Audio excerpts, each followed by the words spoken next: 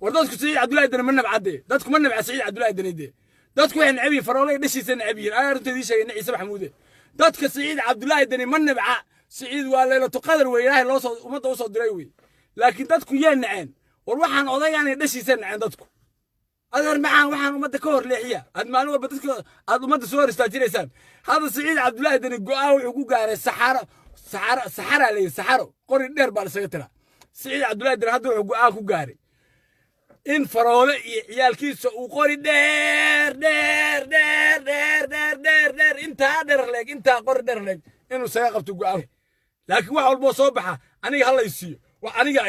aniga saa'iri aniga saayay garaw waa laga baxaya geetimir baa hoos fariisanaya barraq war 90 jir baa taageer macaan xishood faroolow konta sana ku taageerinay adan magaca naga ciyaarin anoo Puntland jiritaankeedana qorax dhacaysa taa faroolow qorax dhacaysa taa anoo caruurtayda ka fakareenana caruurtayda mid bari marka wallaahi billahi talaa Ciise Maxamed weligood mid baahay qofka Ciise Maxamed tiraad mid baahay laakiin bari magaca Ciise Maxamed baan nacayna marka saamid walba leeyahay taas maxaa Ciise naga tahay وياتا ورا حسن دريس بانا نغات ورياتا ورا احمد خير بانا نغات بكله marka magaca Ciise Maxamuud dhan dadku nacaan baan gaarsiinayna de marka waana isnacno waana gudaha isnacno oo salaanta iska qaadi weyno saa wax walba ka fiicni ana ayri geedkii waxa hoos fariisanay timirka hoos fariiso wallahi oo billahi oo tallahi waliba tolniman wali xeerinaya wallahi wali tolniman xeerinaya oo billahi tolniman xeerinaya oo tolniman xeerinaya laakiin marka dambe aan soo galo oo faroolo ka hadlo hadaanan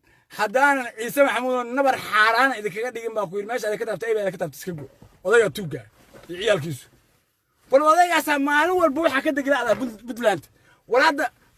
cid walba nacaaysa marka dayraad wadar iyo waaxid yaa waalan marka Ciise Maxamuud oo dhan iyo faroolo yaa waalan marka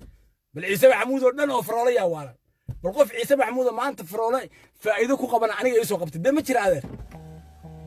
ciyaalkiisa kaliya faa'iido ku qaba cuniga qaasqaaska oo dhalay baana ka dhaxalay bal in isma faroolana uu ku suuka ay dhibi jiray maanta leelkaas kuma arki karo oo Umar Maxamuud kuma arki karo oo dhulbaanta kuma arki karo oo ii sheeg ilaahu ambeerka u dhiman